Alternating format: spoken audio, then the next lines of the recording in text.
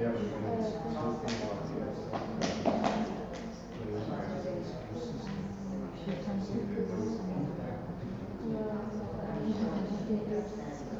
then you suddenly discover, oh, okay, then they also affect your citizens, my citizens. Again, this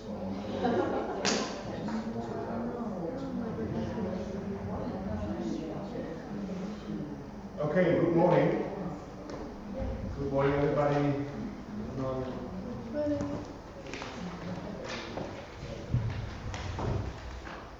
Able to follow my recommendations for the hotspots yesterday on the Lido. These major roads which lead you for hours from one end to the other end with the terraces, Banaletti. I don't have shares with Banaletti, but I can only recommend it to you in the afternoon for spritz. You know what the spritz is? Maybe you must have a spritz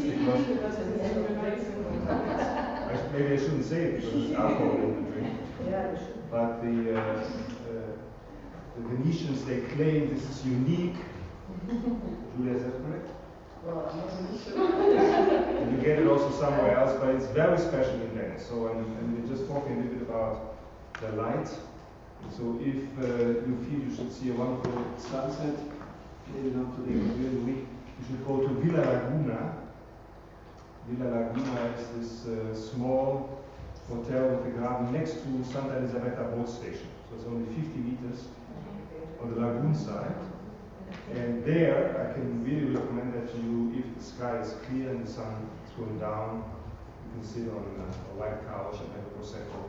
It's fantastic because the light is so different in Venice from other places in the world. So, my recommendation for the rest of the week, but I'm very happy to welcome Heidi HAUTALA. She made it possible to come. She's an old friend of the Institute. And we're extremely happy because the Parliament is in session this week. So which may be you don't have meetings this week? Meetings, but not session. Yeah. So meaning that she looked at her priorities, and it seems that you were on the list of a priority. That was number one. So I'm very grateful, and I'd like to express that you could make it possible to come. We are very grateful for also the long-time support. Heidi HAUTALA had different positions in the European Parliament, as you know from the CV. She was also Minister for Development in Finland. And I think we started to talk when you were the chair of the MAP, the Subcommittee on Human Rights in the European Parliament. And since then, we were talking somehow regularly on issues, but now we discovered that we are both working on business in human rights, both, I mean, the institution and of course the European Parliament, but Heidi HAUTALA, she is one of the focal points on that in the European Parliament. So, I'm very happy that you are here, we are very happy that you are here, and we felt that we should do the morning in two parts. First, Heidi will represent the European Parliament perspective on that, and in the second part we split up in three groups, and we have three cases, and we would like you to sit here in the room here, and then Roberto is checking the third room, and work on the case for about 45 minutes, and then we come back and listen to you, so that we have a little bit of mixture of listening and asking questions, but then also working in groups, so that we involve you more in the way we discuss these issues. We also felt that maybe what you then discuss could be also kept for the rest of the week, because we add a little bit of information every day with all the sessions we have. And as you know, and I said that yesterday, Saturday, second session, we have this final discussion, so we could keep it for the week and take it with us. As you know, if you have questions or anything, please ask. I don't think that we should make the tour again, but as we have also the time in the second half and in the coffee break, so that Heidi gets a little bit more information about you and where you're from. I don't want to repeat that every session, every new speaker, but we will have the list of you here, and then we discuss a bit more also your background and specifically what the main question is about how we discuss these things. Okay, so without further ado, except if you have proposals. How interactive do you want it? How questions in between? Yes, sure. I mean, questions are always permitted. Comments are invited. And we see, because they all have been out last night, how active they can be in the morning. So please. Yeah, okay, so good morning to everyone.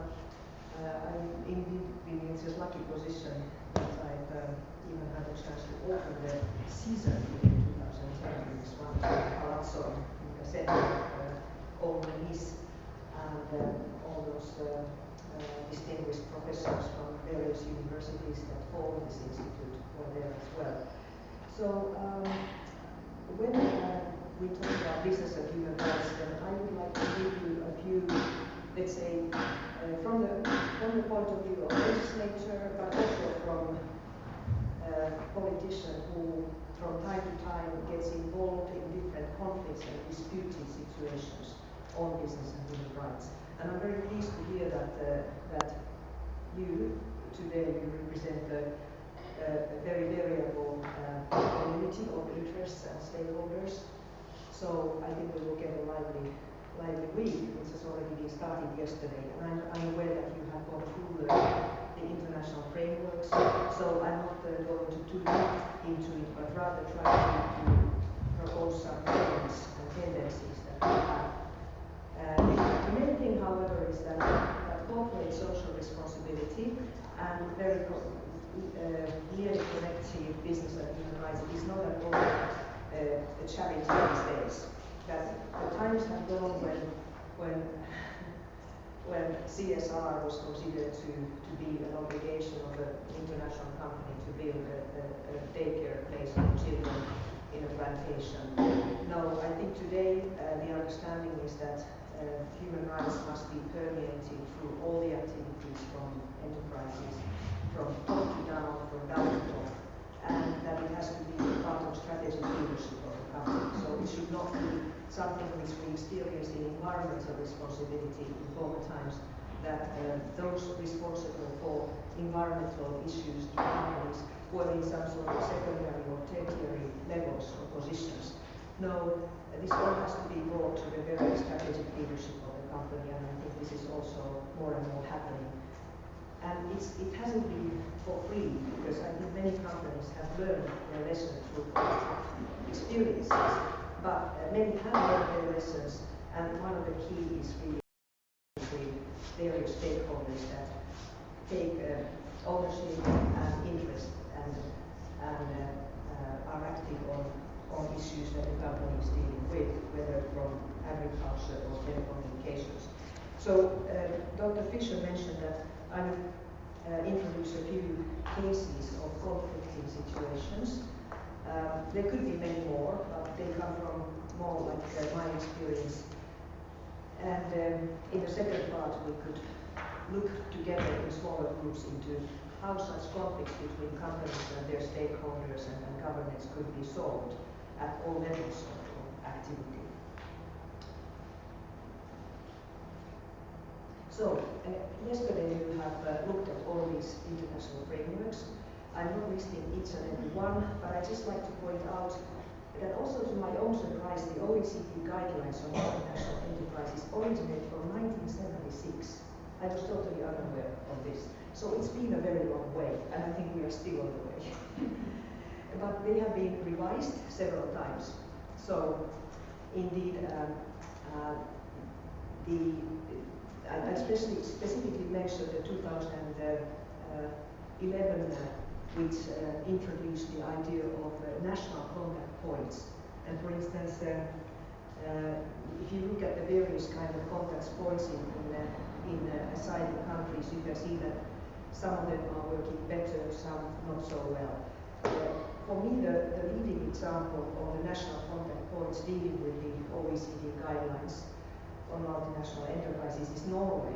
Norway has a very, let's say, independent body established, which is not connected to various interest groups and ministries in the country, and they receive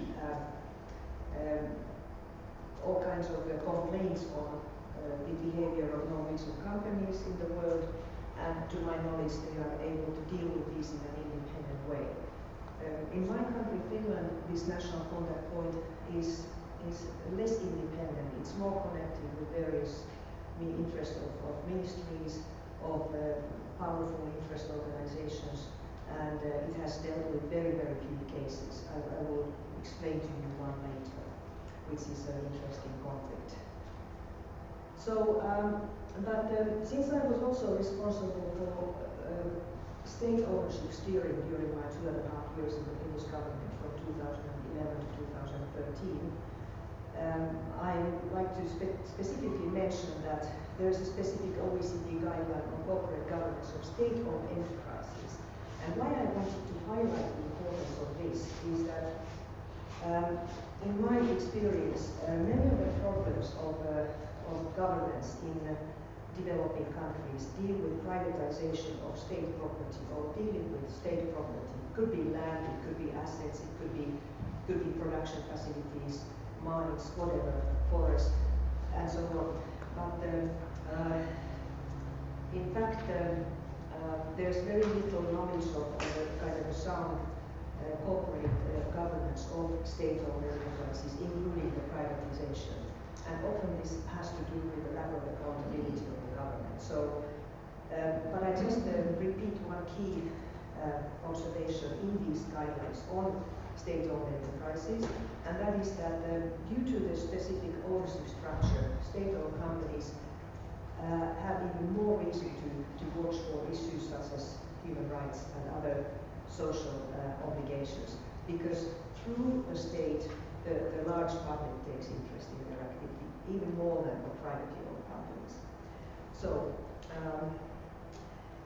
well then, yesterday I think you went very deep into the UN Guiding Principles on Business and Human Rights from 2011, and indeed it has been a groundbreaking thing in the world of corporate social responsibility and business and human rights. Particularly, one has to salute the commitment of the countries to draft and adopt national action plans. I have some statistics on this from the EU, and it shows that most of the EU countries indeed have this type of action plans, but not all of them. My latest statistics is somewhere here, and I think it's about some less than 15 countries have the national action plans. Some are in planning to do so. But of course, there could be other initiatives in the area of business and human rights, so it doesn't have to be the only one, but it's definitely let's say, the key. Why I also talk about this is that we have an interesting evolution in CSR from voluntary, almost like private pilot projects to voluntary guidelines to binding instruments. And for me, this is key. When we discuss it, that what does this mean? For me, it means level playing field for companies. Because very often what you see is that the companies that want to act responsibly, they have to suffer in a very tough place. They have more costs than the irresponsible ones, and sometimes, whether they like it or not, they also perhaps become a little bit they get a special limelight from the civil society, which would like to see them do even more, whereas some others do even much less. So this evolution from voluntary to binding, whether it is a fact, I mean, it's my assumption that it is, that we are on such a path, but it can also be disputed, of course. But anyway, so I come back to this EU statistics on which countries at the moment have national action plans of the RAGI framework, the EU guidelines. Belgium, Bulgaria, Cyprus, Czech Republic, Germany, Denmark, Estonia, Finland, France, Italy, Lithuania, the Netherlands, Poland, Sweden, UK. So it's more than a half, 2/3 perhaps. And this also shows that even if the Ruggie principles are voluntary, then when the member states of the UN put in place and implement the guiding principles, then they can be binding to companies. So, indeed, the discussion on a possible legally binding instrument within the UN framework is very active at the moment. I don't know if you had a discussion on that yesterday, that you heard about the Ecuador initiative, the initiative of Norway to try to, let's say, find some kind of compromise between the initiative of Ecuador or the A1 legally binding convention and going the way of the Ruggie principles, the national action plans. Did you discuss that?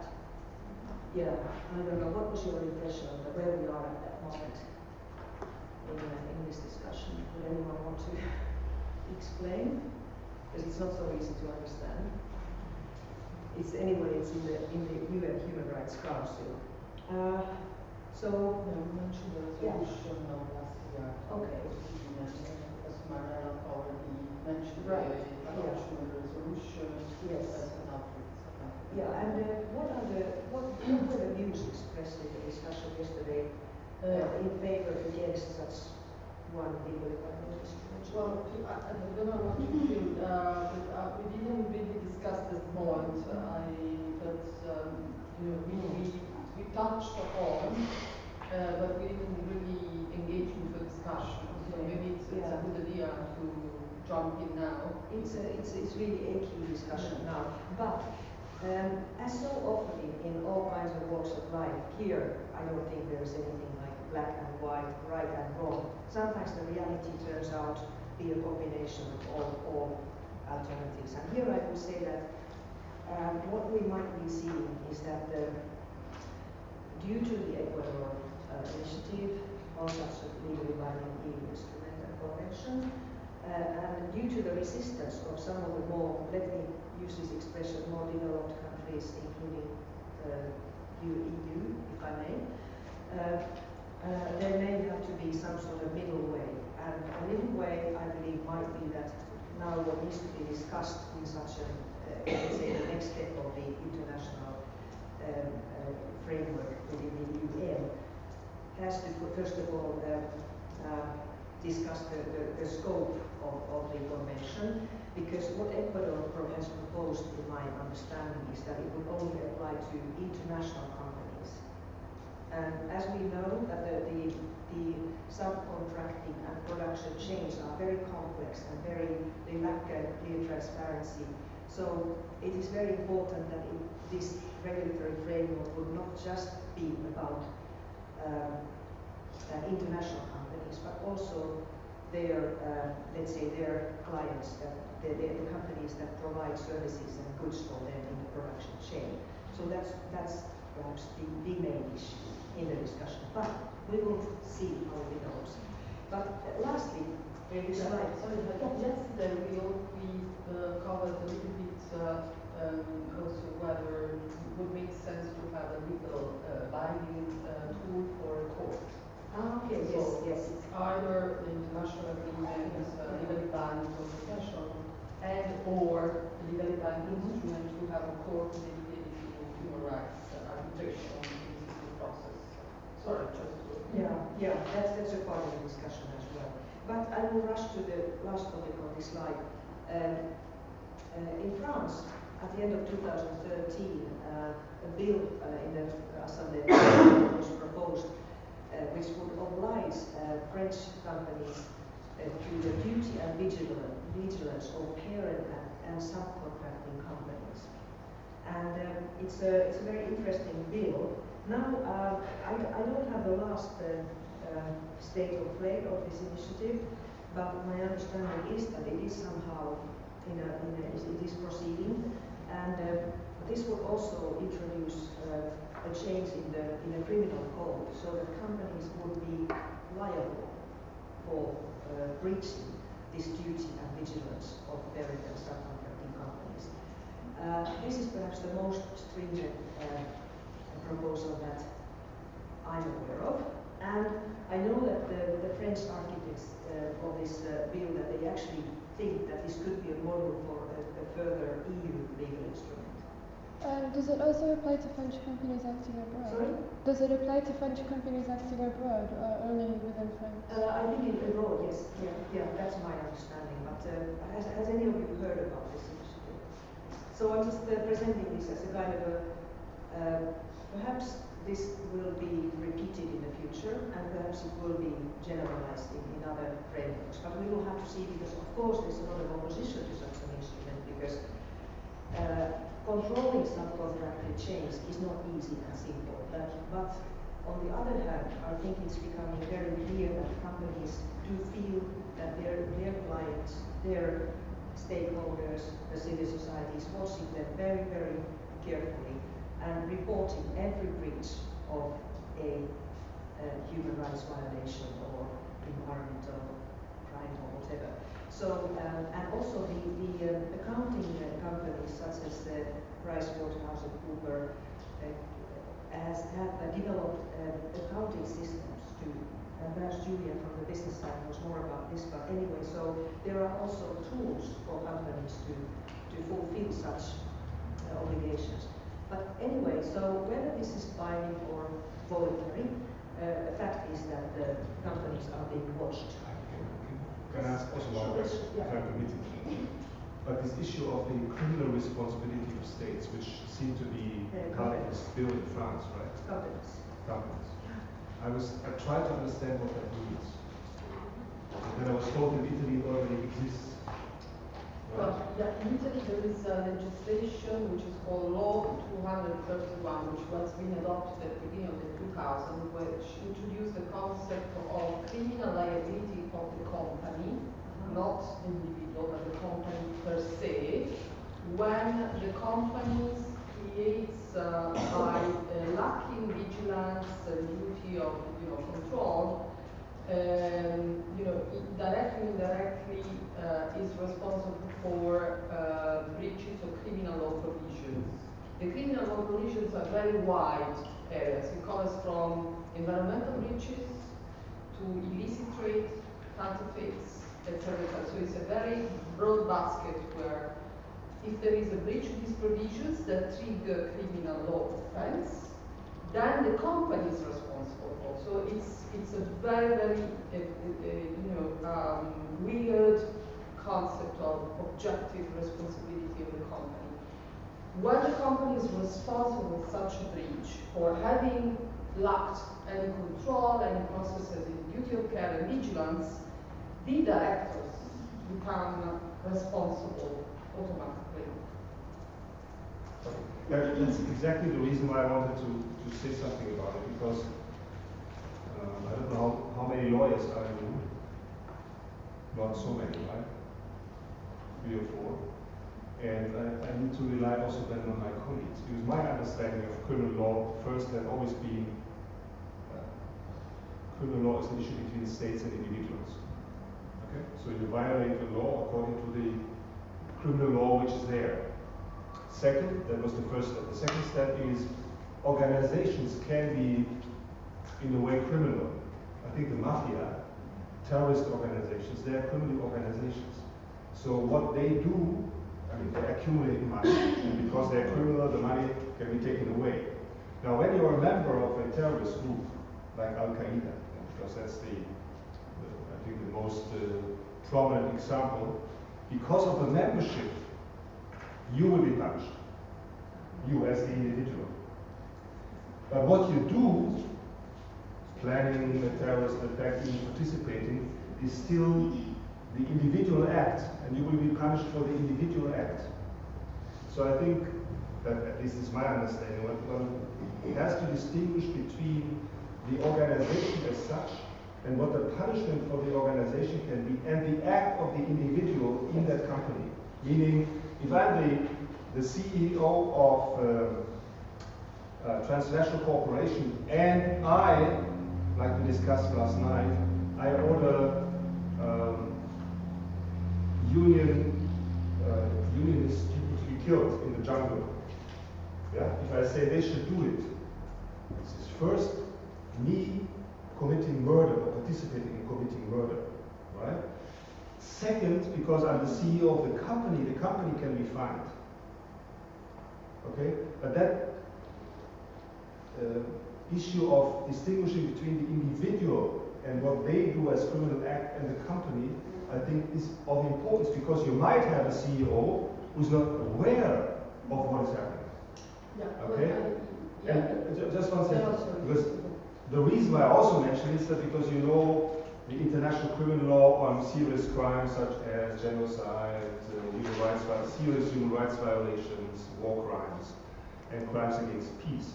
And there is a specific rule on who can be punished not knowing what has happened.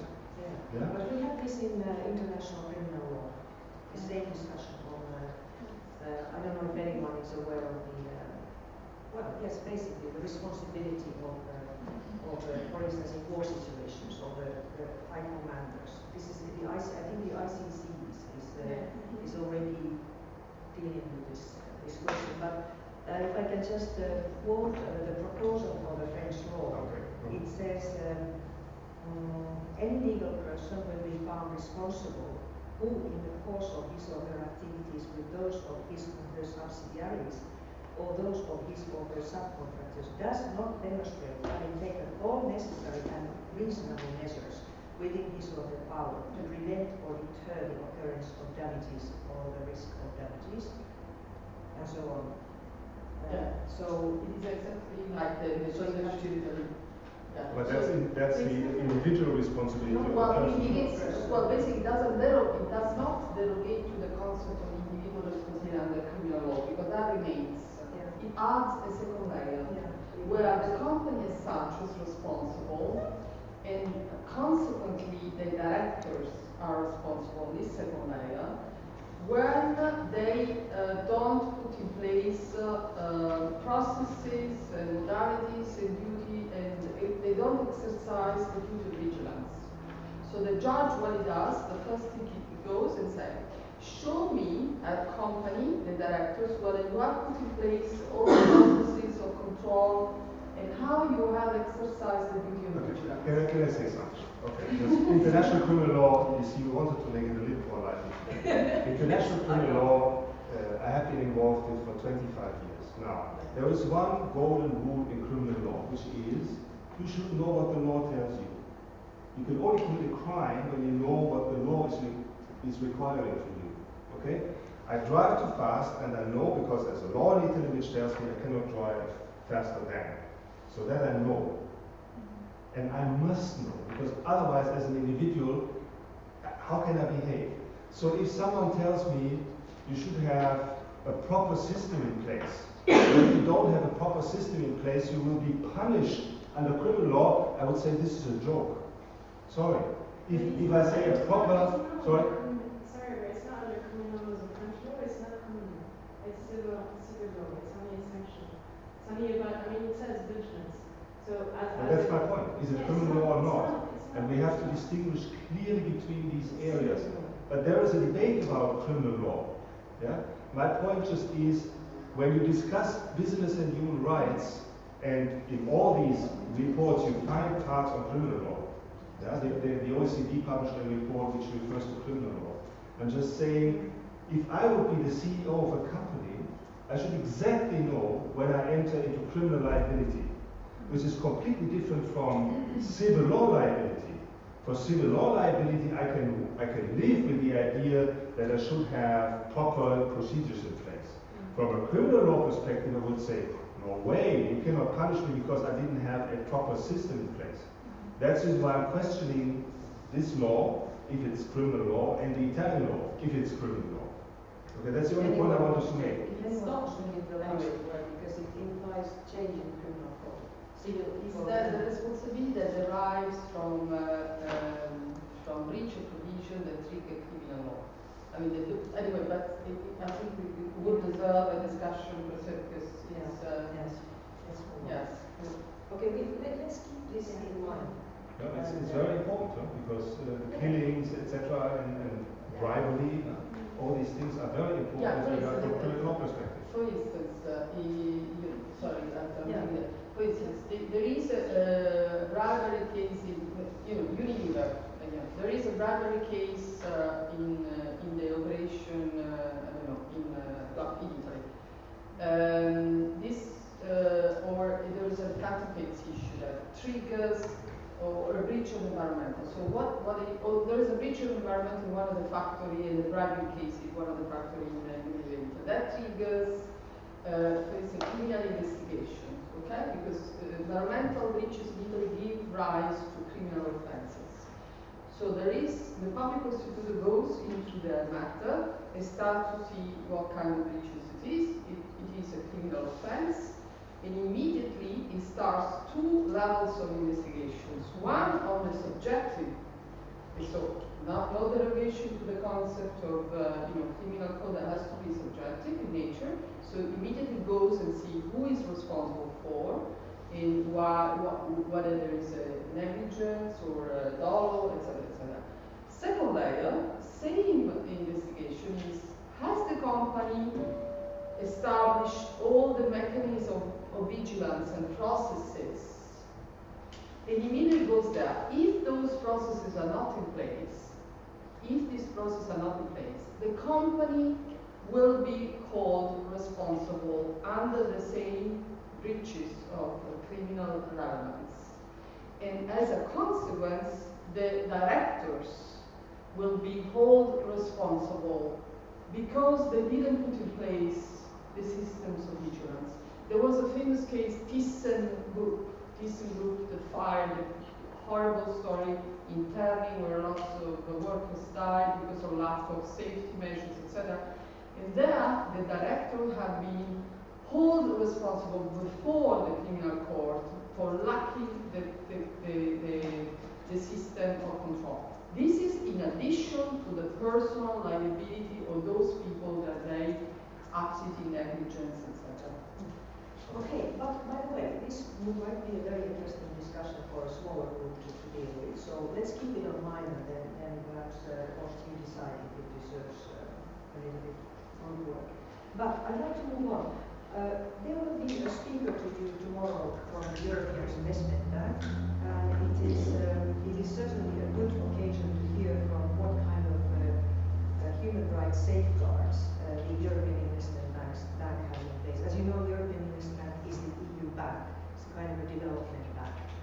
And very important is that the safeguards are as, let's say, as practicable, as comprehensive as in the modern day needs. And then an essential part of such a safeguards is also a grievance mechanism, that those who feel that they have suffered from the action of it could also be a company, but in this case of the World Bank or African Development Bank, Asia Development Bank, that they have the right to appeal and complain to a body within the institution, and that they have their case dealt with properly. So that's the grievance mechanism.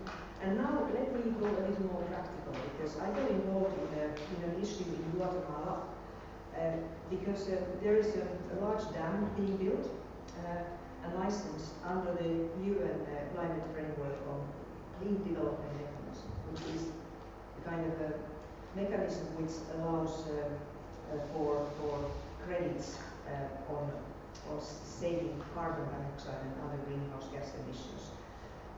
It's also financed by the World Bank, International Finance Corporation, which is a part of the World Bank Group, and several European development funds.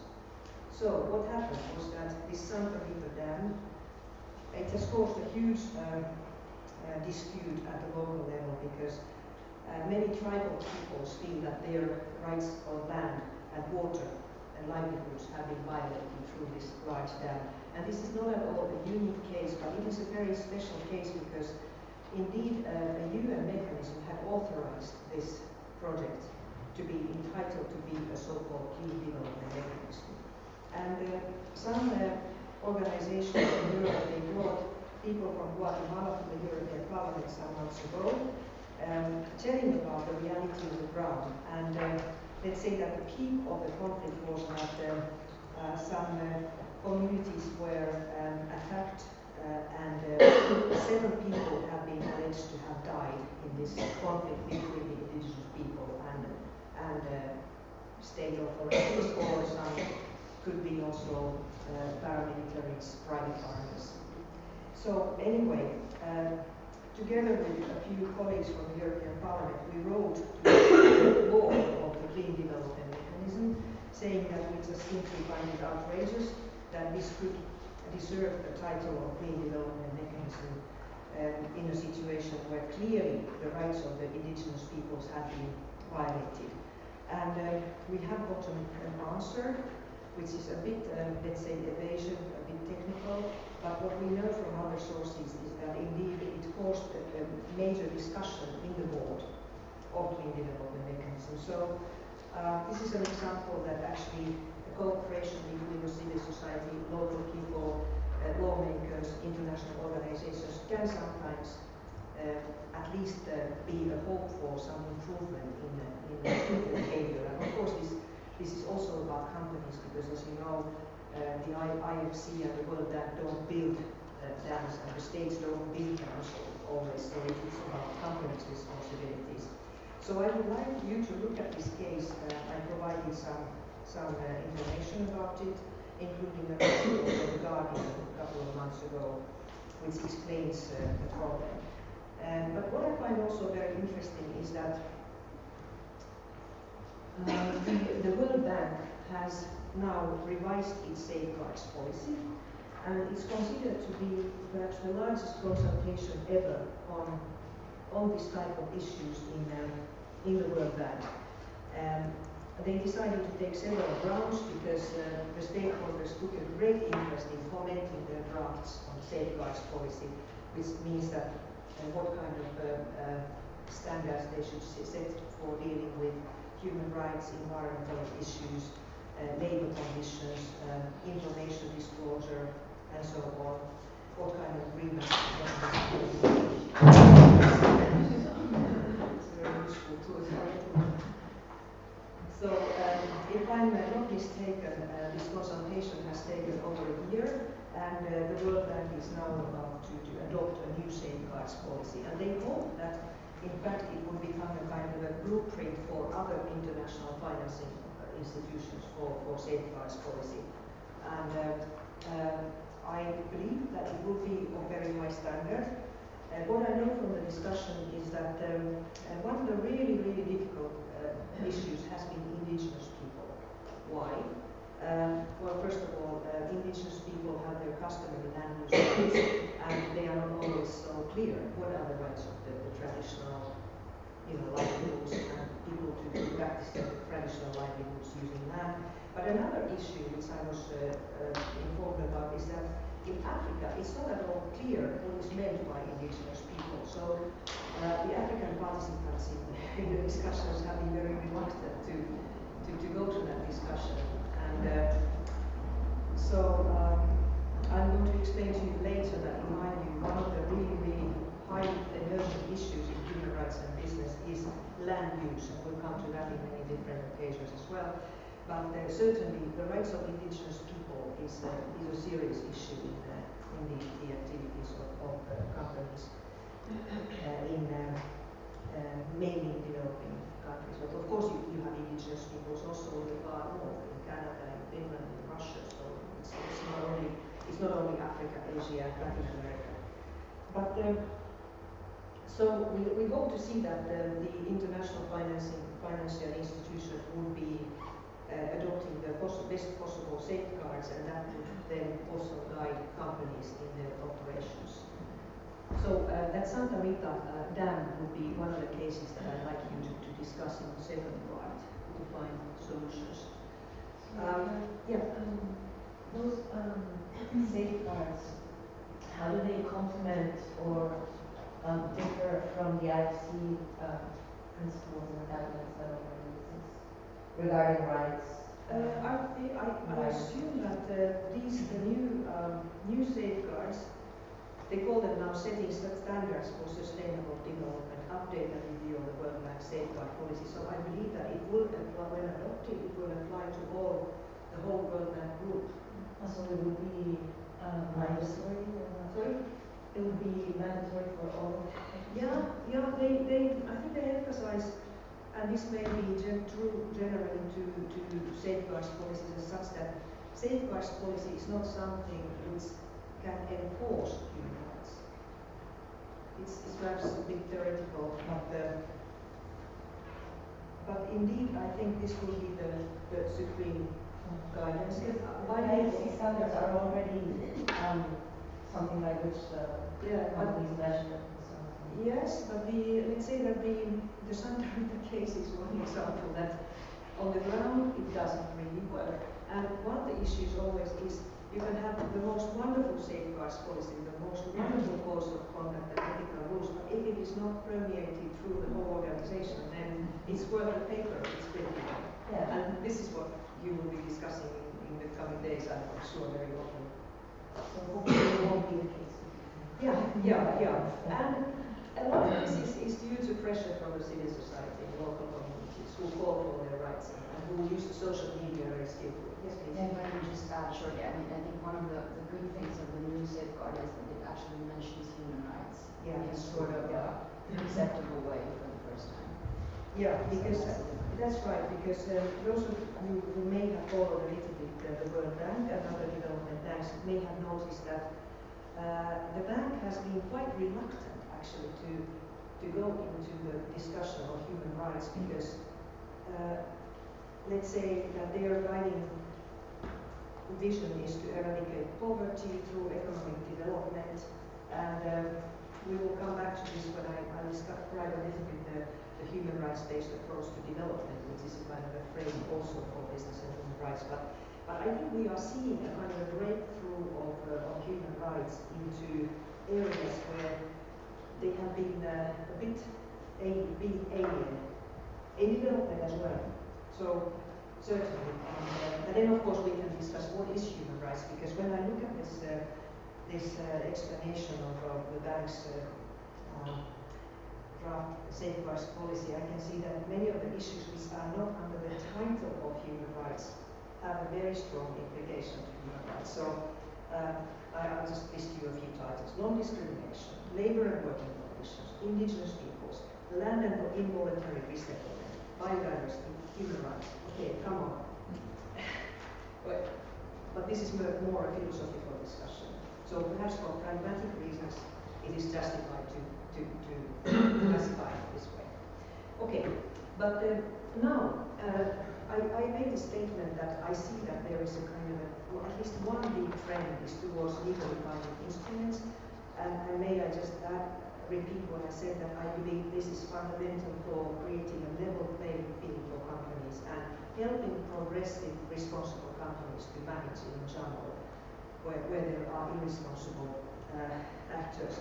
And the most topical issue here in the EU is this regulation on, this is a very non-complicated name, but it is about, we call it conflict mineral regulation. The idea is to regulate trade of, it's called tin, tantalum, tungsten, and gold from conflict areas such as Eastern Congo, where you know terrible atrocities are taking place, where private armies and perhaps who else is equipping their arms with the help of revenues from mining industry and creating terror destruction, mass rapes of women. That is the best known terror example. So there was already an OECD guideline in 2011 on due diligence, because the problem was recognized and there was a general understanding that affecting the supply chains of these minerals from conflict affected high-risk areas, it would be possible to remedy the problem at source. So this is also an interesting approach, I think, which is here to stay. And the OECD guidance was already, let's say, a very good voluntary effort. But then the European Commission in 2013, I believe, gave a proposal for a regulation which perhaps this is not quite accurate, but in principle it repeated what the OECD guidance was saying. It was also kind of voluntary, like a self-certification scheme for companies. Now what happened is that several communities reacted and said that why repeat what the OECD already has given in terms of voluntary guidelines and self-certification, which the European Commission was proposing. So why not go for a legally binding regulation which applies to the operators throughout the production chain and in all geographic areas also for the companies. So not just European companies or companies operating in Europe, but also companies operating in China, importing to Europe, etc. And for instance, 70 Catholic priests or bishops reacted and called for binding regulation. Also, a group of what call themselves responsible investors said that, look, we would like to see every operator to be bound by this, not just the ones who want to take the responsibility. And John Draghi himself interfered in the discussion and said that this would be exactly a kind of a specific legally binding instrument that could be derived from the UN guidelines on business and human rights. And I had a pleasure to meet him in the European Parliament a few months ago, and he was very clear on this, that he found this voluntary approach really not useful at all. So, the European Parliament is the other legislator of the EU, and what it decided just a few weeks ago, basically, is that the regulation should be legally binding for companies. It should not just apply to upstream companies like mining companies, importers, but also to, like, you have your mobile phones. There are some of these the metals in this equipment. So what we would like to see is Apple and all the producers of these devices to prove that the minerals and metals that they use are sourced responsibly. And now we will see what happens, because the other leg of the European legislature, the Council, consisting of the 28 member states, now has to say, give their position. And also the majority in the European Parliament was quite fragile. It was not huge numbers, but it was a majority. So it will be one of the most exciting things to watch in this area of business and human rights in the coming months. How will this topic develop? And I do think that this is also important because it gives a little bit of an idea what kind of legislation there could be in the future in other areas, not just conflict minerals, but I don't know, could somebody give me perhaps an example of what could be regulated along the lines of same? Well, there's all agricultural products, technology, supply chain. Yeah, it's agriculture, yeah, like food, I don't know. Coffee. Yeah, coffee. Well, there's a timber regulation in the EU, which actually obliges the importers of wood, timber, to prove that it's sourced responsibly and not illegally.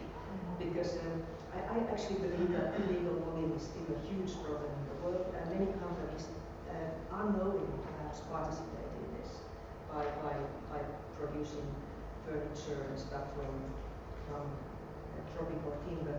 And this is a year when the EU is going to review its timber regulation. So we see, but could be, yes, okay. But for your discussion, for your fantasy. Can I ask? Yes. About this conflict mineral possible legal binding regulation and comparing it to the United States Exactly. ban for conflict minerals. How Yeah, that's well, related? I mean, this is one of the main arguments for binding regulation, is that the Dodd-Frank Act already gives this obligation to US producers. Yeah. And So I must say that the Dodd-Frank Act in very many different ways, which perhaps I don't even understand all the dimensions, has been a real groundbreaking law for responsibility, corporate responsibility. Sorry, building on your point also sourcing out from other areas of diversity and areas sourcing perhaps raw materials, etc. Dodd-Frank Act, etc. But what about when the raw material is not a market as yet? So, for instance, palm oil. There is a whole discussion around roundtables on sort of palm oil, etc. And perhaps it's still not strong enough, but it is not sustainable or not. It's not a market as yet. The company is trying to really develop a new market by creating demand. I'm also thinking how this address the legally binding in areas where there's not a market yet. Yeah, well, thank you for mentioning palm oil, because palm oil has become one of the most disputed issues on land use, and I would like to come back to it. So let's keep that on our minds. We'll come back to it soon. All right. So yes, of course. Sorry, Dodd-Frank is mentioned, and I think also for the rest of the week we need to look at that. From a business perspective, because I just read the figure how many companies are affected, if there is regulation in Europe, which is an enormous number, 80,000. So how can 80,000 be affected by that regulation in Europe? And I was wondering, I would like to know how many US companies would be affected by that. And whether Dodd-Frank in this respect is, I'm playing the devil's advocate. And the devil's advocate for me is when I see from time to time US lawmaking, I feel that US lawmaking is also protecting US interests, not just human rights interests. So I was wondering whether that is something that should be taken into account in this evaluation between European lawmaking and US lawmaking. That was the only point. Yeah, but I think it's 80,000 companies, yes, but I think the clue to the story is that they will be somewhere in the subcontracting and production chains. So a producer of a mobile phone can go to the importer and get the certificate. So I think it's a question of to make sure that the information is available throughout the production chain, because I don't think these 80,000 are independent. They are. Yeah. So and that I think is. But let's see if this is true. But thank you for playing the devil's advocate. We need it. When it comes to the US, I'd like to. Yeah. Just because they are very active. What would you say about Dodd-Frank? Well, I would, from what I see, what companies are, it's a pain in the neck for the company, and so what I can see is that has engaged legal departments and communications department to really work very thoroughly on disclosing. So it's really a huge exercise. Is this driving the more changing behaviors of human rights? That I don't know. That I cannot discuss. But I think it's imposed on the company lots of pulling out data, pulling out things. Transparency in the is very is it good for changing behaviors? That I don't know. Reporting, I think we should discuss. I see in the press release of the European Parliament that this would actually the number of these downstream companies that would be touched by the binding regulation, 880,000. 880,000? Yeah, but listen, they will be obliged to provide information on the steps they take to identify and address risks in their supply chains for the minerals. So I think we try to create this kind of information chain so that the 880,000 would all be somehow secure. Yeah, but the question is what you do with all this information. If all this information will help to change dramatically the approach, I'm not against it, I'm very in favor of this transparency process, but then we have to think also how this will change the legal, and it doesn't become only an administrative burden. Yes, yes, I think non-financial reporting is now one of the center issues in business and human rights, and we have to see that it will also be right in the sense that it's not going to be too complex for the companies to do different standards, different reports, but that's another issue.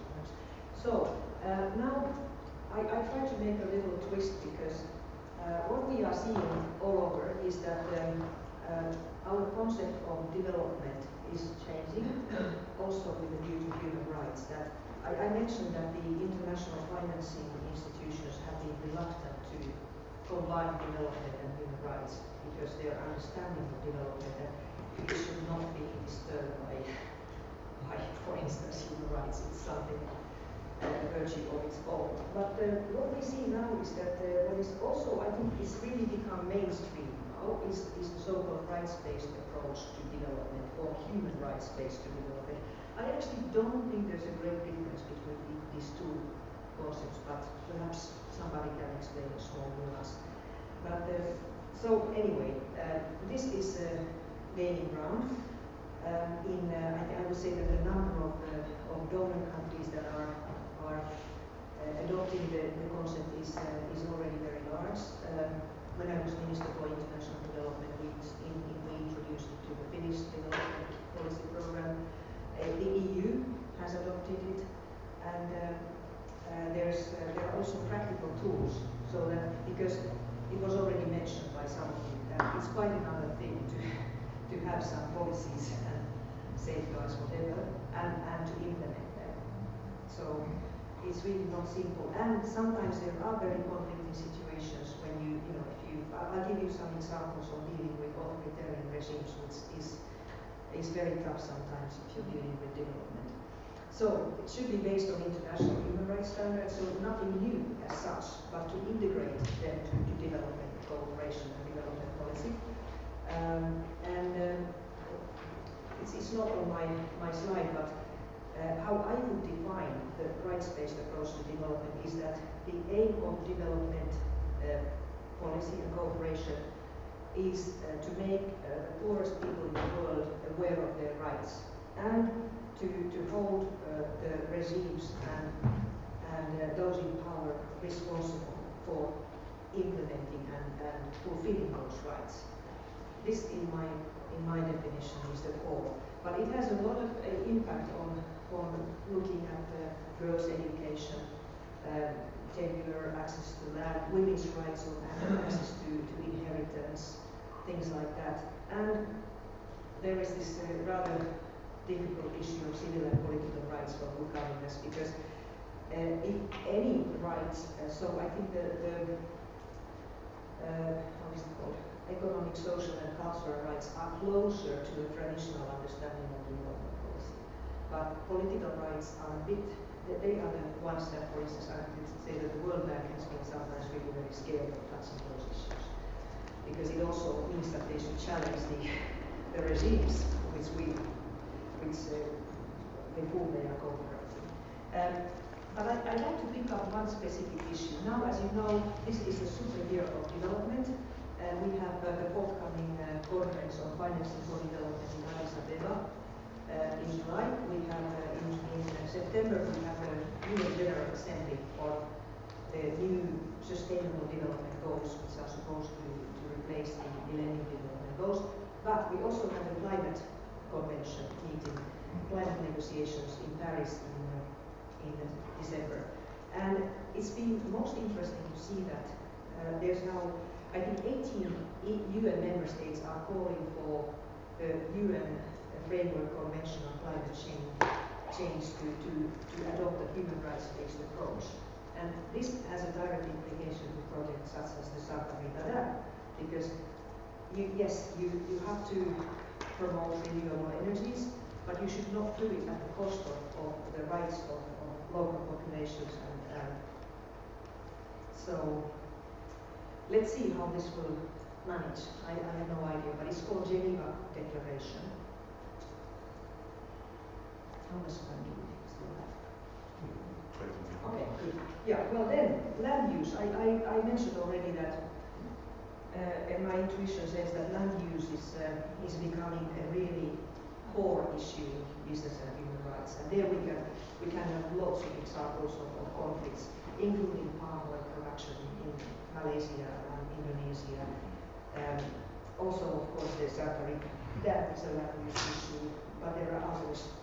So one important document to recognize here is the World Food and Agriculture Organization's Committee on Food Security Global Voluntary Guidelines on the Responsible Governance of Tenure of Land, Fisheries and Forests. It's quite new, 2012.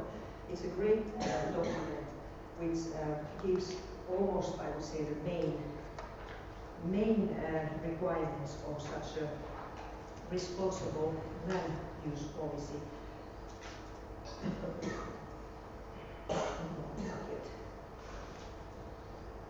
For instance, it says that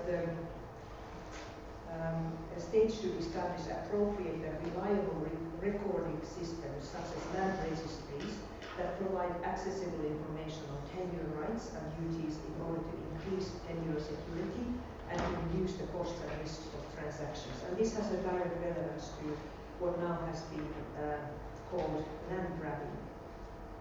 Land grabbing sounds like it's a very political concept, and it is, certainly, but it can also be defined. I'm just looking at these guidelines actually give the definition.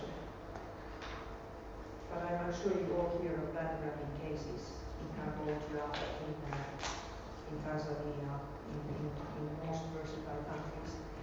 So, how to make companies aware that before they enter into very large-scale projects dealing on land, perhaps producing sugar cane or producing palm oil, could be other agricultural products, so that they should be aware of the, let's say, the governance issues. And what I see very often is that,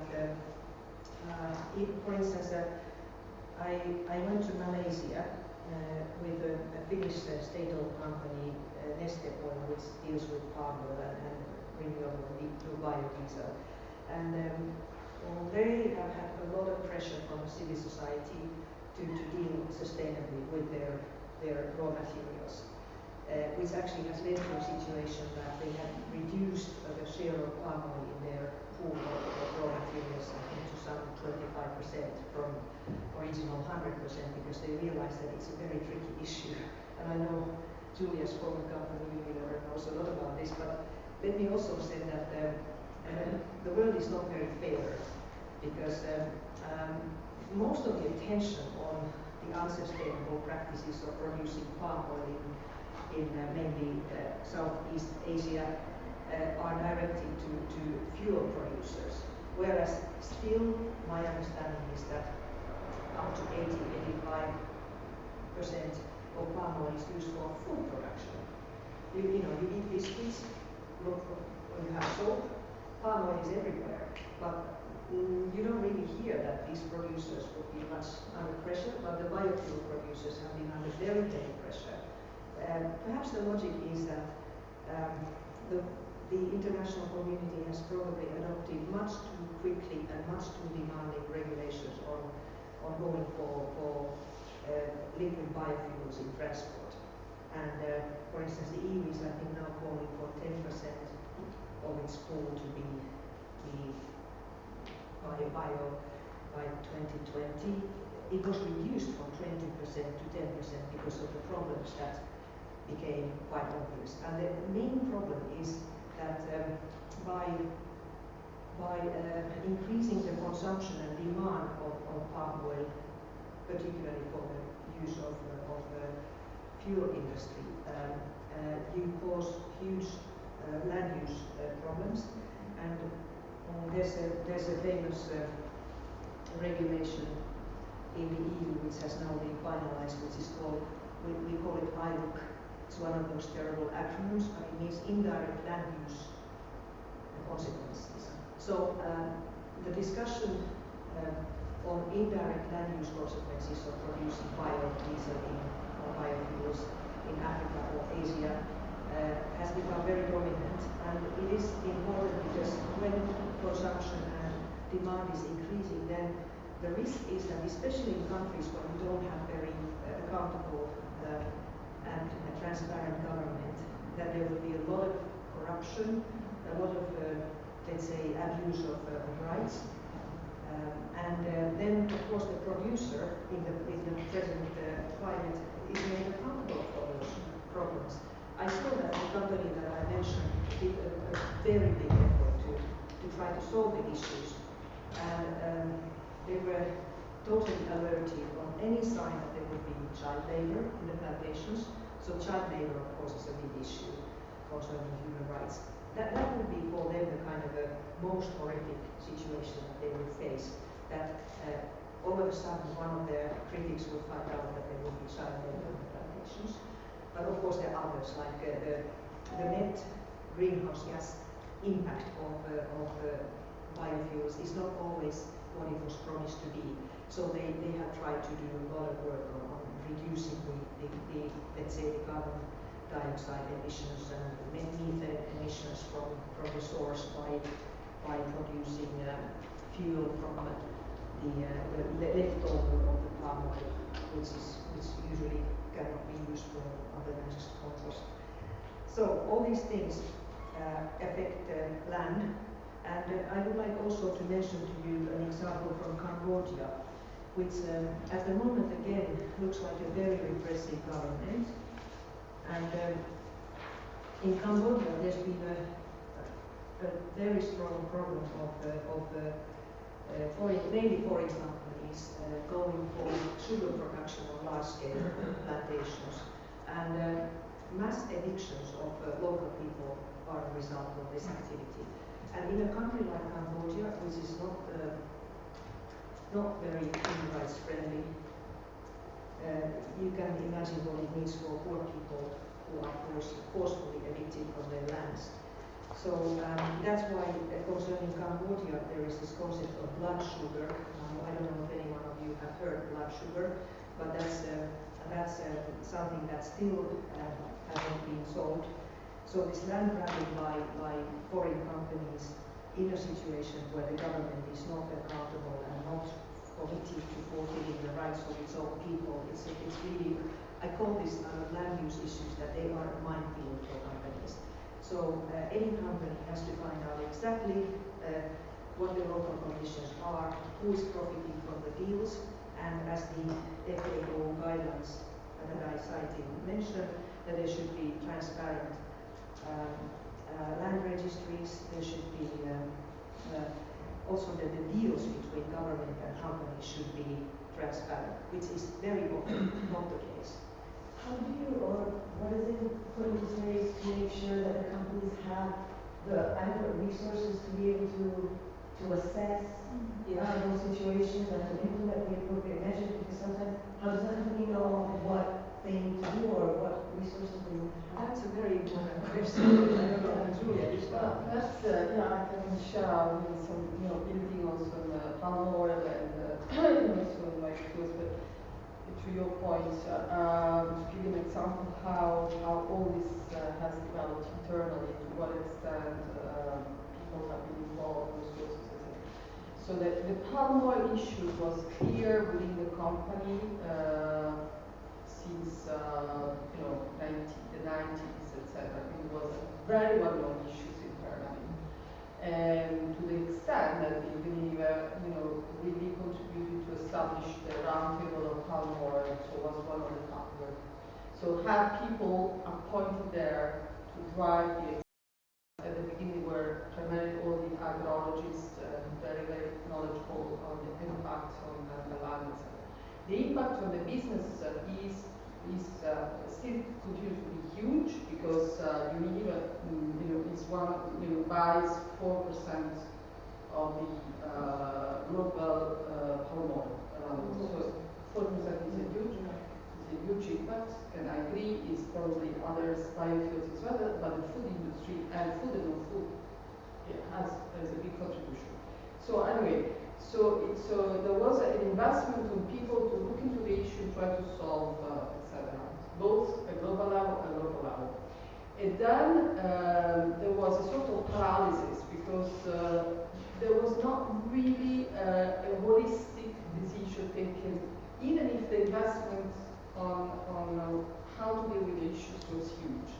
And then it was very weird because everything was ready to take a much more, a bold position and say we are going to shift and do something completely different. Everything was ready, but nobody pressed the green button. And then Greenpeace arrived. Greenpeace arrived and started a campaign. You remember the campaign on deforestation, the gorillas from the US. So basically, Greenpeace in 2-3 days invaded all the headquarters in London, in Rome, and in other locations, also in Indonesia. They were masked, like gorilla, they jumped, and they started to shake it. And then all of a sudden, from a day to another, the previous CEO said, okay, let's do something, which was very frustrating for those people that had worked from local level, etc. So anyway, to cut the story short, then there was a turn into, okay, let's do something very bold, and then there was the declaration on moratorium on deforestation. Unilever said, we are not going to buy from, palm oil, which is creating deforestation. And then what happened, and I was present in the meeting, we were in Davos, so the World Economic Forum, and then to your point, Heidi, the Indonesian government asked for urgent meeting. The president, the Ministry of Trade, and others, they asked for the CEOs, and they were accompanied by Sinarmas. Sinarmas is the major, so there was this heated, Sinarmas is the major producer of palm oil. And this is a family-owned business, very, very close to the government. It's a very rich. They really own all the plantation as well as also the paper sector, which is a bit overlooked, but it's even more tricky than palm oil. Anyway, so there was this situation where the Indonesian government was basically hitting on, saying, what are you doing? You're disrupting our economy. The people will suffer, and we are here, this very nice guys, so what are you doing? So basically there was a very, very hot political, and then at the same time, the Indonesian government brought even Indonesia to court for action for damages, because so to your question, there was so much, everything was ready internally, but then there was not the leadership moment. Then when the leadership moment arrived, thanks also to Greenpeace, in my view, then the whole thing's machine started to be, and there was a combination of strategic drive and also that operational level. And after that, after this turning point, basically what really changed the equation was that there was no confrontation any longer.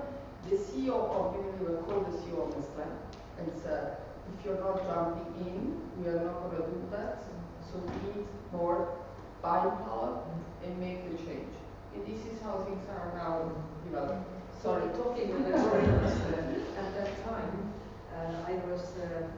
I was minister responsible for state enterprise steering in Finland. And Nestlé is also a huge client to Bio. It's really big on the biodiesel side. Yeah. And what happened is that the gorillas came into the shareholder meetings, the Greenpeace people, dressed as gorillas. And I knew that they were coming because I had my secret connections. So, which I can tell them, but I have been also blamed for them.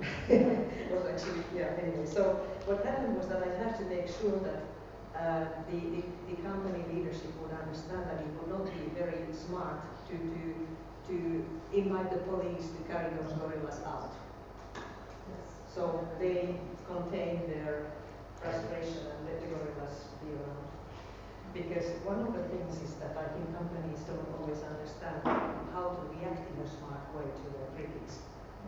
And but anyway, there is what is called Roundtable on Sustainable, what's called RSPO, RSPO, Roundtable on Sustainable Production of palm oil, yes. And I would praise this initiative as a very good voluntary framework, which again could be a beginning of something that leads to more general, more, let's say, global legal instruments. But it is a great effort of, and I think it's a mix of companies, governments, NGOs.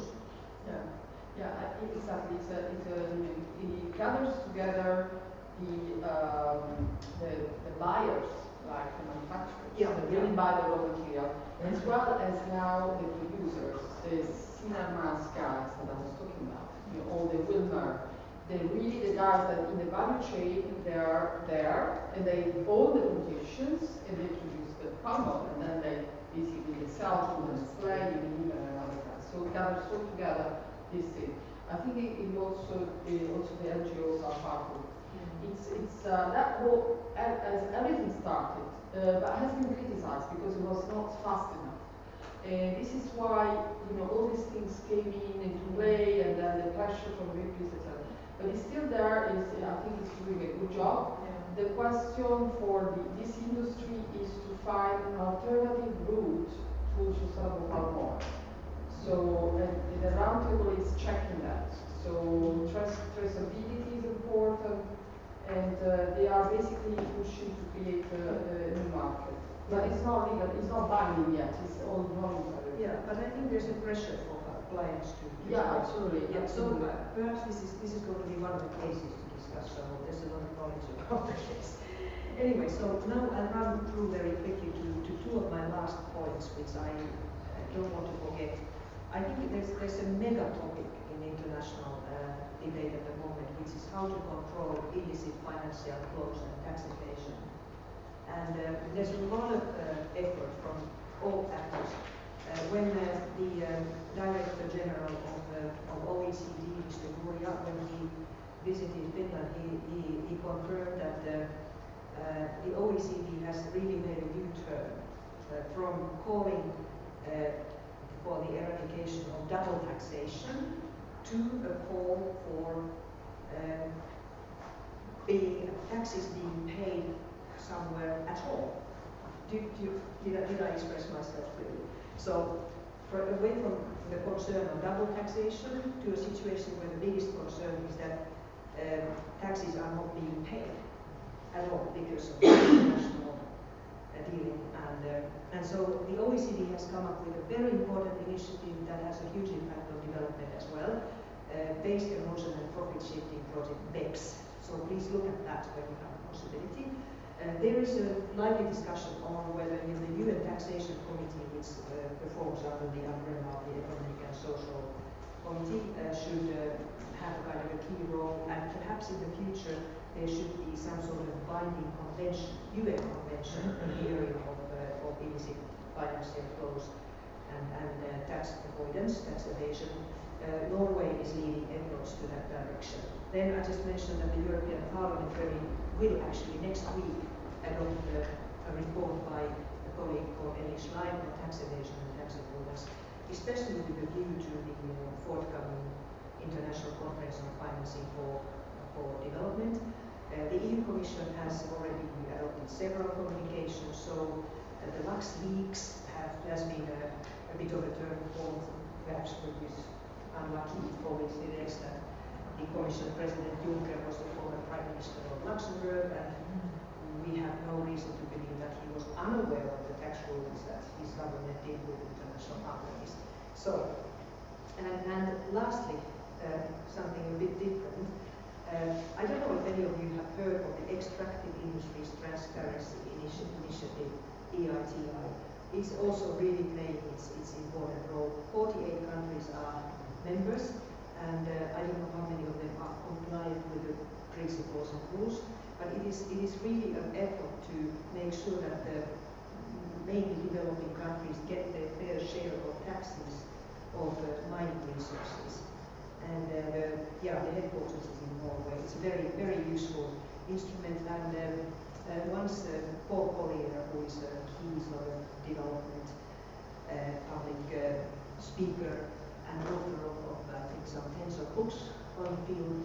He once said to me that perhaps some of the countries where renewable natural resources are more in the center, like forestry, wildlife, could take a lead to create a kind of a EIT type of initiative on the area of forestry, wildlife, fisheries, which also would be quite useful, or EIT could be expanded. So there are ideas. So my last angle to the discussion of business and human rights is perhaps the most tricky one, and that is that according to some civil society watchdogs and organizations, civil society rights have been violated in 96 countries in 2014. So how many countries do we have in the world? 180 something, I think. So more than half. And this is a challenge for companies as well, because it means that the rights of freedom of association are violated, freedom of expression, freedom of assembly. At the moment I'm watching with great interest what is happening in Armenia, because surprisingly thousands of people in Armenia have gone to the streets to protest against the hikes in electricity prices. It's a very poor country, very dependent on Russian energy. But so far, I think the government has been quite, let's say, refrained from major violations of people protesting in the streets. But every day we see that there are cases where governments are chasing their opponents by raising cases in front of courts on embezzlement, on tax evasion, hooliganism, extremism, and how should the companies deal with these situations? Because in my view there is, and this I think could be an interesting subject for a study or a dissertation, what is the role of this type of, let's say, shrinking space of civil society acts on one hand, and on corruption and kleptocracy, lack of accountability of government on the other. And just intuitively I think there is a connection. So, and I closed by giving one of the cases which I would perhaps propose for our second part, and that is that just now one of the approximately 100 political prisoners in Azerbaijan, Mrs. Heidi HAUTALA, is in detention. I don't know how far the court case has proceeded, because she published some articles on allegations that the president would have personally enriched himself in a deal with the Finnish-Swedish partly state-owned telecommunications company Telia.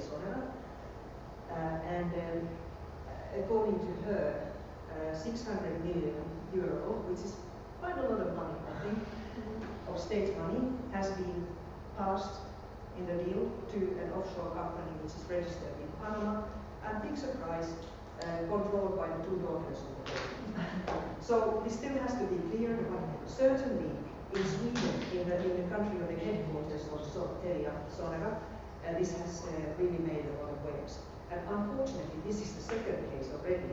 I don't know how much you know about Central Asian countries, but in Uzbekistan, the same story was repeated, and it's in the courts in Sweden, in the Netherlands, in Switzerland, in the US, since 2 or 3 years already, 4 years perhaps.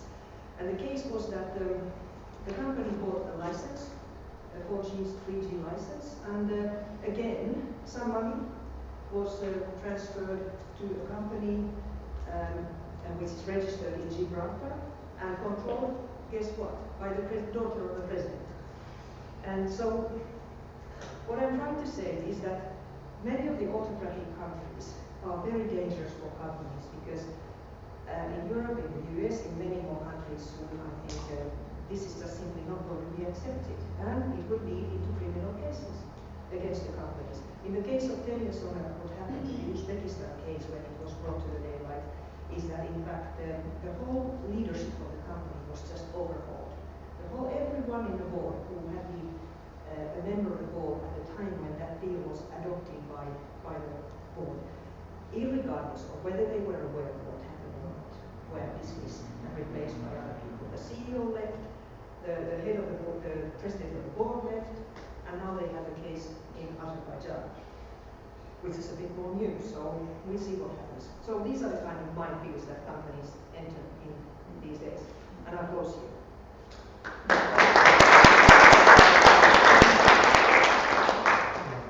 Thank you very much, Heidi, for this rich presentation. And I'm happy that we have still time today to come back to some of the issues. The idea had been, if you agree, that we split up in 3 groups, and you look at 3 of the cases, and you would just need to have the pieces of information which we want to distribute them. We could also do 4 groups, right? Perhaps, Horst, if you allow me. Yes. So there's a few cases which I didn't explain really briefly, but if some people would be interested to look at the telecommunication case of Telia Sonera, there's another one which is a bit in the same token, but more about the violation of rights of privacy and Nokia Siemens networks and Iran, the Green Revolution. I think there's an article, so we could put these together and people could decide what to do. And perhaps if you have some other connected stories or more general views, that would be one.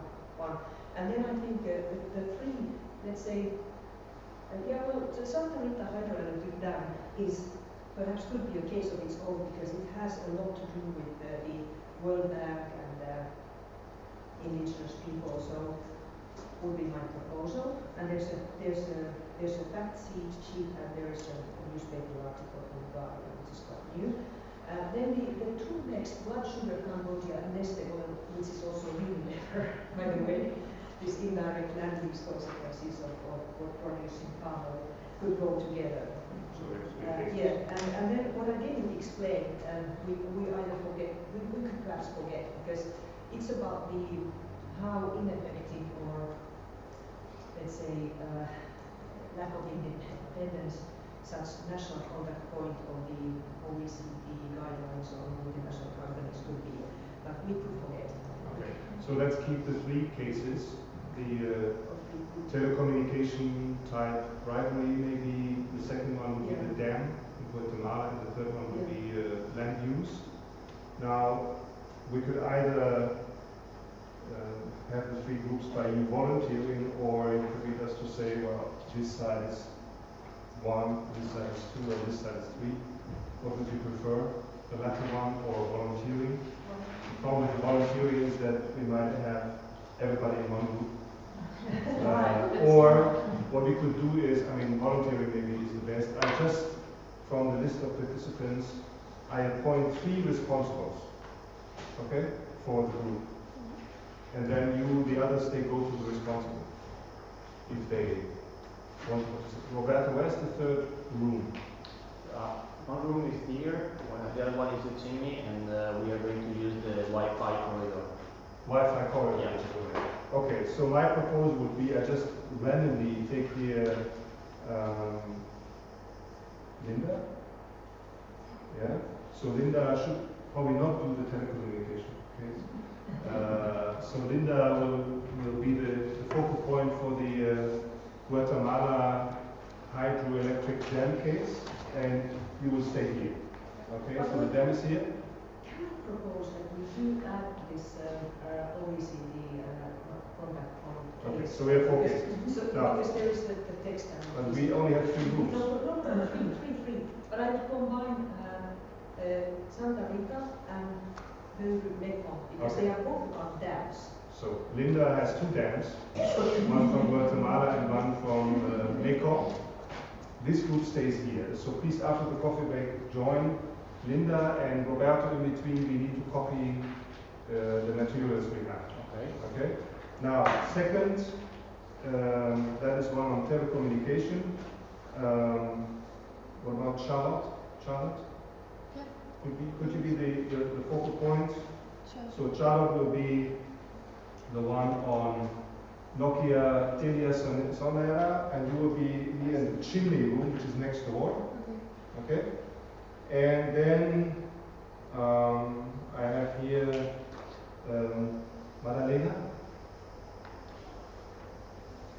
Could you be the focal point then for the land, blood sugar, Cambodia case? Yeah?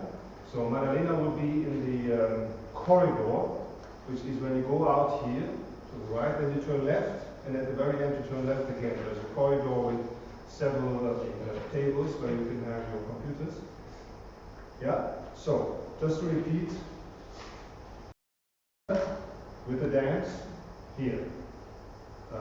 Charlotte with the telecommunication, Chimil. And then Madalena as focal point for the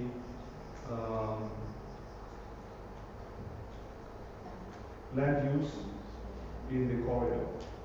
Okay? So what shall you do? You will get these short pieces of information. We copy them for you, you look at it, and the question will be, how would you have acted as responsible persons of the companies? Okay? And I would like to add one question, because as we have Heidi here, even though you might not have been working with the European Parliament, but you might also think about the role of her as a parliamentarian and the committees she is in, so that we can keep that during the day. She should not leave without getting some proposals from yourself. Yeah, excellent. That's what I. So I think that would be the best way of making it as fruitful as possible, and certainly in the afternoon you might have more questions on how they do that in the parliament and what are the mechanisms they use. And I think in this respect it would be good that we can have a direct input to Brussels, and as you will see then in the news at the end of the week, they will completely change their procedures after handing it into And perhaps I will be convinced that the conflict mineral regulation should be voluntary anyway. Okay, is that the way we can do it? Are we coming back afterwards, everybody here to talk about it, or? No, we will. Roberto will make the copies. You go, the focal points go to the rooms, the others join them if they like, and hopefully it's somehow evenly distributed. And Roberto and myself and Julia, we will distribute the papers to you, 45 minutes. And after 45 minutes, you'll come back here, and then we listen to the discussions you had on these 2 points. The question, how would you have behaved as the CEO of the companies? And in addition to that, what would you expect from her committees, her 700 something colleagues in the European Parliament on these issues? Okay? Okay, so let's have a coffee break downstairs. Okay, and Robert and I should go to To the materials. Yeah. So Robert, no coffee for you, just water.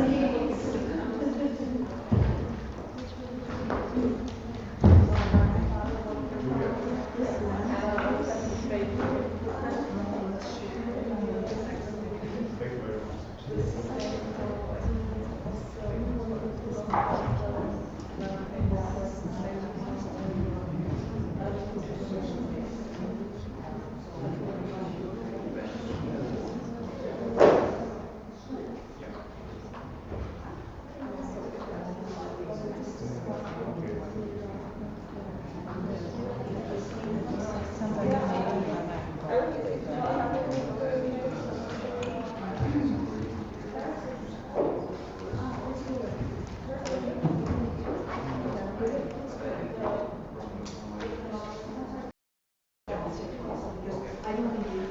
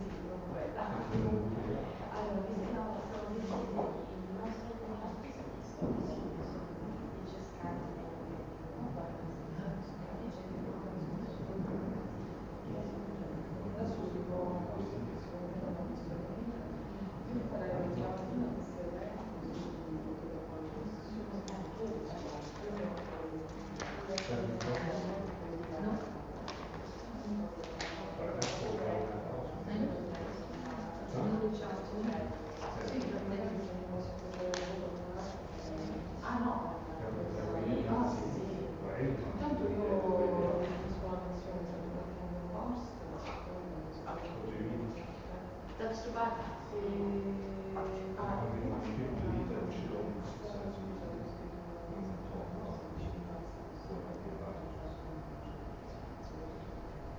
Good morning, sorry. It's about the fact that also Russian firms also know how to join